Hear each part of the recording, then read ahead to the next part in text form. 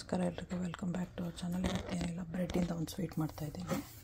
ಅದಕ್ಕೆ condensed milk, ಸ್ವಲ್ಪ ಆಲ್ಮಂಡ್ಸು ಮೇಲ್ಗಡೆ ಹಾಕೋಕ್ಕೆ, ಗಾರ್ನಿಷ್ ಥರ ಮಾಡೋಕ್ಕೆ, ಒಂದು 6 ಬ್ರೆಡ್ಡು, ಇದು ಮಿಲ್ಕ್ ಪೌಡರು, ಸ್ವಲ್ಪ ತುಪ್ಪ, ಆಮೇಲೆ ಸ್ವಲ್ಪ ಸಕ್ಕರೆದು ಸಿರಪ್ಪು, ತಿಕ್ಕಾಗಿ ಮಾಡಿರೋ ಸಕ್ಕರೆ ಸಿರಪ್ಸು ಸ್ವಲ್ಪ ಬೇಕು.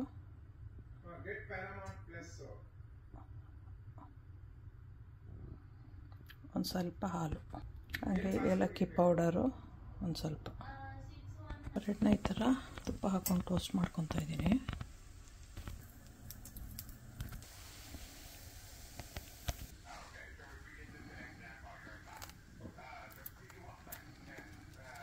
ಸ್ವಲ್ಪ ಹಾಗೆ ರೋಸ್ಟ್ ಮಾಡ್ಕೊತಾ ಇದ್ದೀನಿ ಬಾದಾಮಿನ.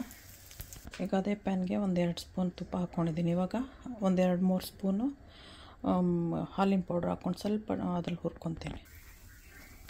ಇದಕ್ಕೆ ಇವಾಗ ಏಲಕ್ಕಿ ಪೌಡ್ರ್ ಹಾಕ್ಕೊತೀನಿ. ಕಂಡೆನ್ಸ್ ಮಿಲ್ಕು ಹಾಕಿ ಅದ್ರ ಜೊತೆ ಮಿಕ್ಸ್ ಮಾಡ್ತಾಯಿದ್ದೀನಿ. ಈ ಥರ ಆಗಿದೆ, ಕೋವಾ ಥರ. ಇದನ್ನು 2 ಬ್ರೆಡ್ ಮಧ್ಯದಲ್ಲಿ ಹಾಕ್ಬೇಕು, ಸ್ಯಾಂಡ್ವಿಚ್ ಥರ. ಈ ಥರ ಹಾಕಿಬಿಟ್ಟು ಈ ಥರ ಸ್ಯಾಂಡ್ವಿಚ್ ಥರ ಇಟ್ಟು ಕಟ್ ಮಾಡಬೇಕು. ಈ ಥರ 4 ಪೀಸಿಗೆ ಕಟ್ ಮಾಡಬೇಕು. ಇದನ್ನು ಈ ಥರದ್ರಲ್ಲಿ ಹಾಕಿ ಚಾಪ್ ಮಾಡೋಕ್ಕೆ ನೋಡ್ತಾಯಿದ್ದೀನಿ. ಇವ್ನ ನೈಫಲ್ಲೂ ಅದು ಕಟ್ ಮಾಡಿಬಿಟ್ಟು ಹಾಕ್ಬೋದು, ಇಲ್ಲ ಮಿಕ್ಸಿಲಿ ಕಟ್ ಮಾಡೋ ಥರದ್ದೇನೋ ಬರುತ್ತಲ್ಲ, ಚಾಪರ್ ಥರ, ಅದ್ರಲ್ಲಿ ಬೇಕಾದ್ರೆ ಮಾಡಿಬಿಟ್ಟು ಹಾಕ್ಬೋದು. ಈಗ ಶುಗರ್ ಸಿರಪ್ನ ಮಾಡಿ ಇಟ್ಟಿದ್ದೀನಿ. ಇದಕ್ಕೆ ಇವಾಗ ಆಗಿದ್ಮೇಲೆ ಒಂದು ಎಳೆ ಥರ ಬಂದಿದೆ.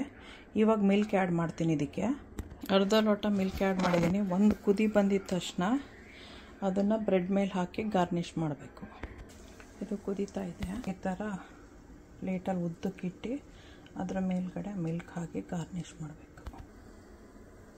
ಇವಾಗ ಇದನ್ನು ತೆಗೆದ್ಬಿಟ್ಟು ಅದ್ರ ಮೇಲೆ ಸುರಿಬೇಕು.